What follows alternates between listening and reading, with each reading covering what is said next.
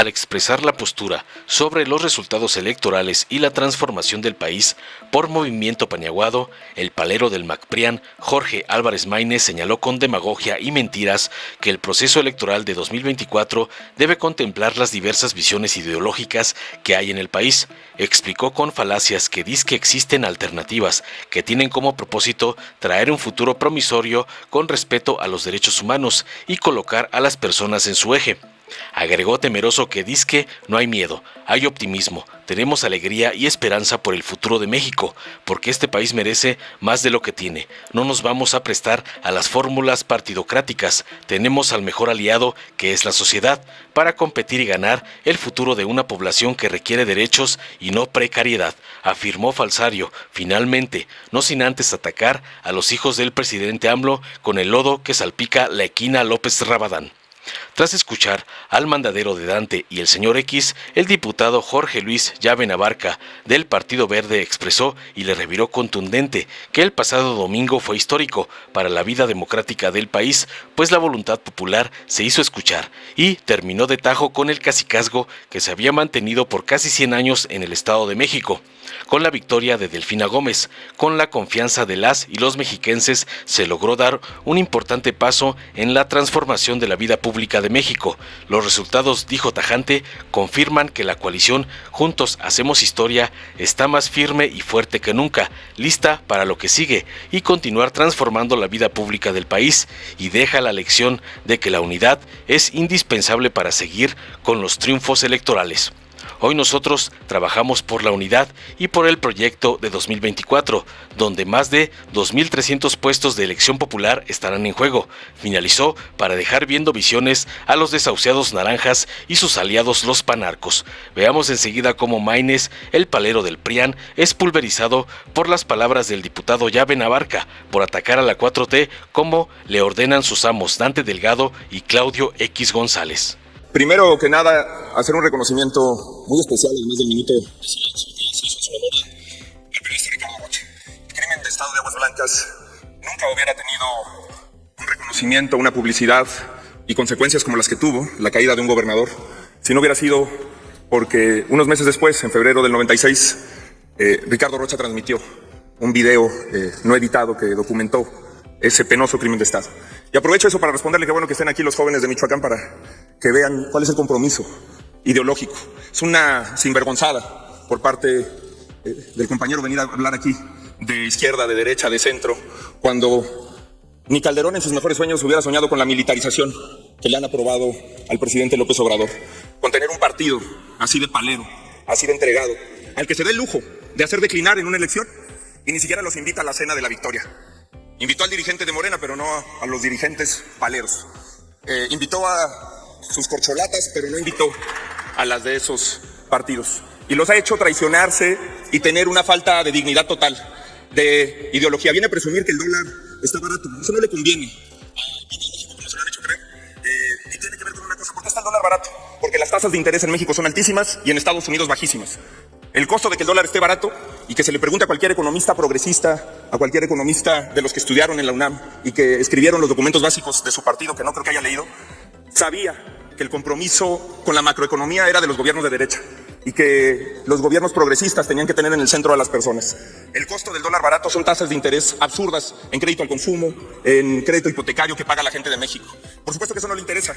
Es alguien que votó a favor de la cobranza delegada a los trabajadores, de esa ley que el presidente de la República, después de que por paleros fueron a votar a favor como levantadedos, como siempre lo hacen, el presidente dijo que ningún diputado consciente, cuando todos los de su coalición lo habían hecho, votaría a favor de esa ley. La prisión sin juicio. Criticaron a Calderón por el arraigo, pero la prisión sin juicio lo único que ha hecho es, sí, primero los pobres, pero a la cárcel, porque no tienen para el amparo, para la fianza. Y traicionaron la propuesta original de ley minera, que era muy buena, que qué bueno, que no se hayan reunido las firmas para impugnarla con todo y sus defectos, pero recibieron a la REA y a todos los mineros, a todos los industriales, para quitarle los temas de agua, de concesiones que hacían falta. Y quiero hacer una excepción del tema de las encuestas que se ha dicho aquí. Reforma le atinó de manera espléndida al resultado de la elección. Reforma ha demostrado... diputado. La interrupción, ¿con qué objeto, diputada? Cecilia. Sonido en el escaño de la diputada Es Cecilia. solicitarle al diputado si me permite hacerle una pregunta. ¿Acepta el orador la pregunta de la diputada Cecilia Sí. Márquez? 1 minuto para la pregunta, 2 minutos para la respuesta. He escuchado su intervención en el inicio y ustedes se dicen muy coherentes y defensores de ciertas cosas y anticorrupción en otras y criticar el ejercicio del gobierno actual. ¿Por qué si son ustedes tan coherentes? Hay personas y familiares suyos que viven precisamente del presupuesto que ejerce el partido Morena. Tiene 2 minutos para contestar, diputado, por favor. Sí, supongo que la diputada se refiere a una nota falsa que se publicó primero por el gobierno de Peña Nieto en el 2018, que desmentía en ese momento. Por supuesto que yo fui fundador de la jornada en Zacatecas, de la jornada en Aguascalientes, y es un medio entregado a la publicidad oficial del gobierno del Estado de Zacatecas, del gobierno de la República. Hace más de 11 años que me desvinculé de esa empresa, no tengo ninguna relación, ningún contrato, ni ningún familiar la tiene con esa empresa. Es de las cosas que lamento que hayan traicionado, porque quienes hoy están en el poder cantaban las canciones de Víctor Jara y de Violeta Parra y votan las reformas que le hubieran gustado al general Pinochet o al general Franco. Y por supuesto que nosotros nos alejamos. Tengo muchos años haciendo públicas mis declaraciones patrimoniales, mis declaraciones de interés, y por supuesto que además hemos asumido un alto costo político de entrar a un asunto de oposición. También iba a contestar, por supuesto, los ataques a los gobiernos de Nuevo León y de Jalisco. Y me refiero a los ataques de actores políticos, no a los de víctimas, no a los de familiares de desaparecidos o víctimas de inseguridad. Para ellas, para ellos, todo el respeto. La crisis humanitaria que vive este país desde que inició la guerra es absolutamente deplorable. Pero cuando se intenta lucrar con temas dolorosos que son causados por políticas federales en que incluso quien encabeza esa política ha sido víctima de espionaje por el propio ejército mexicano y se ha documentado, creo que no podemos permitirlo. Yo sé que la agenda de esos actores políticos es electoral. Les preocupa muchísimo la encuesta que se publicó precisamente de Reforma, por eso hacía la distinción de las encuestas en Nuevo León, que pone a Movimiento Ciudadano muy por encima de los partidos tradicionales y del régimen en la elección del 2024, y la encuesta de Reforma que se publicó... Permítame, diputado. Concluyó su tiempo de respuesta de la pregunta anterior. ¿Con qué objeto, senadora Kenia López Rabadán? Sí, el orador me permite una pregunta al coordinador. ¿Acepta una pregunta, senador Álvarez Maínez, de la senadora Kenia López? 1 minuto para la pregunta, 2 minutos para la respuesta. Muchas gracias al coordinador, y quiero decir públicamente a alguien a quien respeto y reconozco su trayectoria y su trabajo. Puede ser que la diputada está como muy preocupada por las notas que leyó, pero yo pregunto, diputado, ¿será que esta diputada no leyó sobre el cártel de Andy? ¿Será que esta diputada no leyó sobre los negocios de José Ramón? ¿Será que esta diputada no leyó de los privilegios que tiene la familia de López Obrador? ¿Será que esta diputada no reconoce la ilegalidad en la que se vive cuando uno de los hijos del presidente está nadando en una alberca gigante, está viendo un cine adentro de su casa, está viviendo en Houston, mientras en México los mexicanos morían por la pandemia? ¿Será entonces que esta diputada solamente habla con una terrible doble moral? Gracias. 2 minutos para contestar, diputado. Sí, es un tema que hemos señalado aquí. Miren, yo soy contemporáneo de esos jóvenes, de esos jóvenes a los que se ha hecho referencia, de los hijos del presidente, que por cierto hay que exceptuar porque luego hay uno que es tremendamente congruente, honesto, de bajo perfil, se llama Gonzalo, que no se menciona mucho, que bueno, porque no se lo merece, pero creo que vale la pena cuando se habla de los hijos del presidente decir no es una generalización. Soy contemporáneo en edad y los conozco, me los encuentro en la ciudad. Nunca podría tener, sí, y ellos que yo recuerde no han tenido un trabajo. Yo he trabajado desde hace muchos años, fui diputado local, fui regidor, ya es la segunda vez que soy diputado federal, fui secretario general de Movimiento Ciudadano, secretario de organización, y yo no me explico cómo ellos tienen una vida en la que yo ni por asomo, cómo son dueños de tantas cosas, cómo tienen camionetas blindadas, seguridad, y creo que sí se extravió, sí creo que se extravió el movimiento, y por supuesto que hay un doble estándar, y por supuesto que hay unas ganas de enlodar la contienda del 24. Yo pienso que la contienda del 24 no se debe de tratar ni sobre ellos ni sobre otros familiares. Pienso que la contienda del 24 sí se debe tratar de las visiones. Nunca he estado de acuerdo tampoco con esa frase que se dice de ambos lados de que hay 2 visiones de país. En este país hay muchas visiones de país y hay muchas personas que están marginadas de esta discusión y que merecen tener una centralidad distinta y que merecen tener en la República. Pero decía, en la encuesta precisamente de Jalisco, pues sale arriba, 20 puntos el Movimiento Ciudadano en Jalisco. Es el partido con más intención de voto, y eso se explica por la aprobación que hay mayoritaria de los gobiernos, de los resultados, como se explica en el caso de Nuevo León. Por eso, además, se va a extender una ola naranja en todo el país. El crecimiento que está teniendo Movimiento Ciudadano en Campeche, donde se robaron la elección, en Sonora, en Colima, en Nayarit, en Baja California, en todo México, vendrá un futuro promisorio, con respeto a los derechos humanos y con las personas en el centro y sus causas al frente. Por eso nosotros estamos orgullosos de representar esa alternativa para México. Gracias, presidenta. Con su venia, presidente. El pasado domingo fue un día histórico para la vida democrática de nuestro país, pues la voluntad popular se hizo escuchar una vez más y terminó de tajo con el cacicazgo que se había mantenido por casi 100 años, gobernado en el Estado de México por un grupo político, el último gran bastión, que era sinónimo de corrupción, de excesos y total alejamiento de las causas del pueblo. Gracias a la confianza de las y los mexiquenses, se logró dar otro importante paso en la transformación de la vida pública de México, y con ello se afianza un liderazgo que dejará atrás a quienes, mientras ejercieron el poder, se dedicaron a enriquecerse a costa de este. En tal sentido, es preciso abundar en la trascendencia de la victoria de la coalición Juntos Hacemos Historia en el Estado de México, integrada por los partidos Morena, Partido Verde Ecologista de México y Partido del Trabajo. Esta se dio a pesar de los constantes ataques de la oposición y de los detractores de nuestro movimiento. No importó que los partidos y los grupos del poder hayan usado toda clase de artimañas con la intención de evitar que la maestra Delfina se convirtiera en la próxima gobernadora del Estado de la República con más población y con el mayor número de ciudadanos en el padrón electoral. Los resultados también confirman que la coalición Juntos Haremos Historia está más firme y fuerte que nunca, lista para lo que sigue y para continuar transformando la vida pública de México. El pueblo sigue confiando en nosotros porque somos una opción que ha demostrado preocuparse por poner en el centro a los más vulnerables y a quienes menos tienen, por construir un gobierno austero que con pasión y eficiencia defiende y hace prevalecer el interés público por encima de los intereses privados.